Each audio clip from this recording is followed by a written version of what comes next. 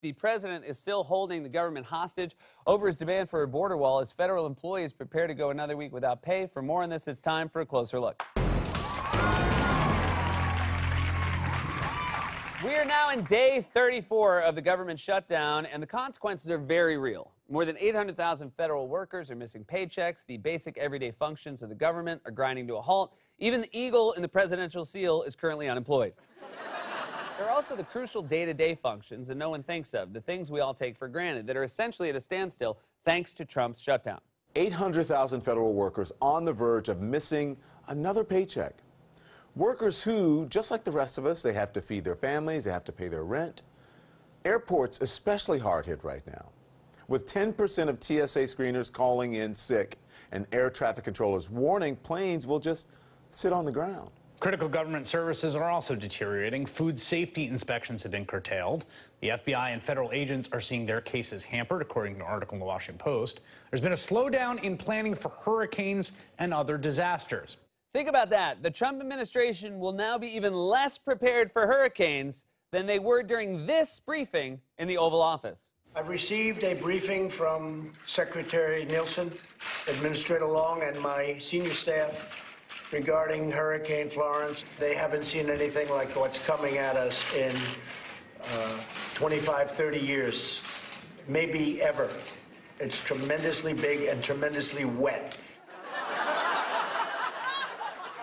Well, I mean, at least he had two charts next to him. I mean, can you imagine what those charts will say if there's a hurricane during the shutdown? If I can direct your attention to big. All of this is happening for one reason and only one reason. Trump's demands that we pay billions for a border wall that he repeatedly said Mexico would pay for. And Trump's argument is simple: walls work. For example, in the places where they already exist, Trump claims walls have had an immediate impact. And talking to reporters this week, he named one city in particular where a border wall is making everyone safer. Everybody knows that walls work. You look at different places, they put up a wall, no problem. You look at San Antonio, you look at so many different places. They go from one of the most unsafe cities in the country to one of the safest cities immediately. There you go. The proof is in San Antonio. They have a border wall and it works. There's just one problem. San Antonio is 150 miles away from the border. Either he is confusing it with San Diego, or he's just putting walls in random cities now. Walls work, folks. Just take New York City. We put one around the M&M store, and it's keeping out the Times Square Spider-Man. Trump is the one who said he'd be proud to shut down the government, and yet after House Speaker Nancy Pelosi told Trump yesterday that she would postpone the State of the Union until the shutdown is over, Trump blamed her. We were planning on doing a really very important speech in front of the House and the Senate, the Supreme Court, and everybody else that's there. It's called the State of the Union. It's in the Constitution.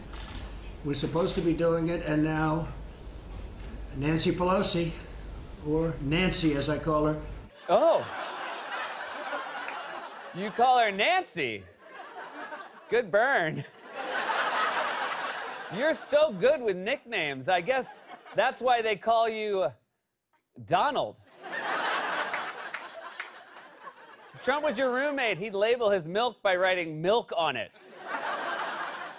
If he was any less creative, this would be the name of his building. Trump then went on to explain that he thinks he knows why Pelosi canceled the speech. The State of the Union speech has been canceled by Nancy Pelosi because she doesn't want to hear the truth. Dude, you don't even know the truth about where San Antonio is. You're afraid of the truth and maps. We built a wall in San Antonio, folks. It's beautiful. Unfortunately, we did have to build it on top of San Antonio's most famous landmark, the Golden Gate Bridge. And not only is the shutdown paralyzing basic services people depend on and subjecting federal workers to needless suffering, it's also undercutting Trump's stated goal of securing the border. For example, the FBI says the shutdown is hurting its ability to fight MS-13, which is crazy because Trump is obsessed with gangs like MS-13, which he falsely claims are pouring into the country over the southern border. Sometimes even spins elaborate fantasies about towns that are occupied by MS-13 and liberated by law enforcement. You know, it's like liberating, like a war, like there's a foreign invasion, and they occupy your country, and then you get them out through whatever, and they call it liberation. You're liberated. And these towns are being liberated, and the people are clapping. They get them, they take them out, and the people are on their windows, they're clapping and screaming, and they're happy. They're clapping and screaming, and they're happy? Did he accidentally watch the end of Return of the Jedi and think it was the news? And let me tell you, the little bears, they're the happiest of all. They're screaming and clapping and doing their little dance, and one of them said something. It made a lot of sense to me. Yub nub.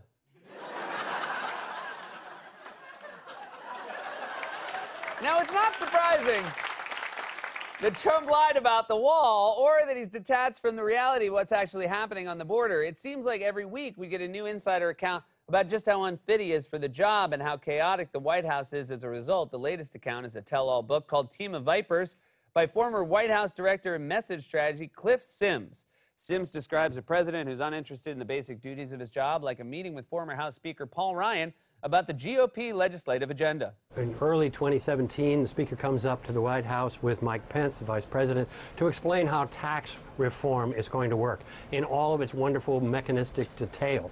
This does not interest the President very much, and after the conversation's gone on for a while, he literally gets up while Paul Ryan is in mid-description and wanders out of the Oval Office and down the hallway into a side room where one can hear the television being switched on. And eventually Mike Pence gets up, goes down the hall, brings the president back, and they finish the conversation. Oh my God. We have a president who just wanders around the house in slow motion no matter what's going on around him. It's like we elected a Roomba. Well, that's very interesting. Yeah. No, that's really cool. That's really cool.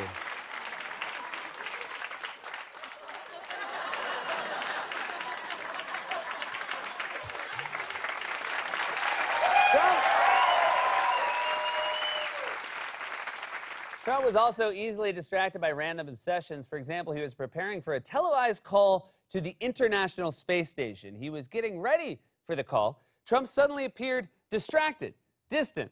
As the clock ticked down, Trump suddenly turned toward the NASA administrator. He asked, "What's our plan for Mars?" The administrator explained to the president that NASA planned to send a rover to Mars in 2020 and by the 2030s would attempt a manned spaceflight. Trump bristled. He asked, "But is there any way we could do it by the end of my first term?" Why? Are you trying to escape somewhere that's out of Robert Mueller's jurisdiction? Mr. President.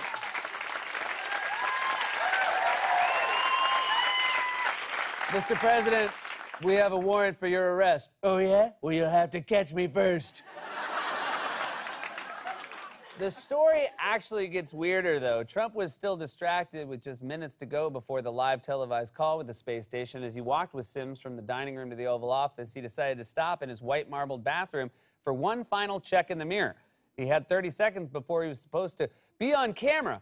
In the bathroom mirror, Trump smirked and said to himself, "Space station, this is your president."